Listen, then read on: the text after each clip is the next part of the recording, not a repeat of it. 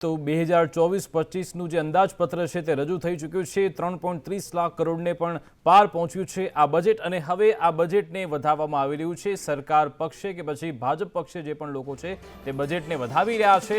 તેવામાં પૂર્વ નાણામંત્રી વજુભાઈ વાળાએ પણ આ બજેટને આવકાર્યું છે. તેમણે કહ્યું છે કે લોકોની આકાંક્ષાની પૂર્તિ કરતું આ બજેટ છે. યુવાનોની જે આશાઓ છે તેને પૂરી કરતું આ બજેટ છે. સૌથી વધુ રકમ એજ્યુકેશન પાછળ ફાળવવામાં આવી છે.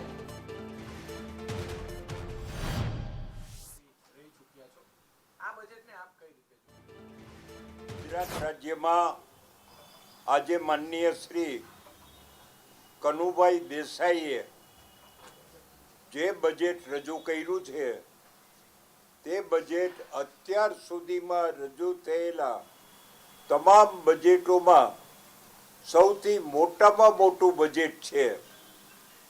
3,32,465 કરોડ રૂપિયાનું આ બજેટ એ બહુ જ જંગી અને વિશાળ બજેટ છે. હંમેશા બજેટ કેટલા રૂપિયાનું છે એ મહત્વનું નથી, પરંતુ બજેટની વિભાગ પ્રમાણેની વહેંચણી એનું મહત્વ વધુ હોય છે.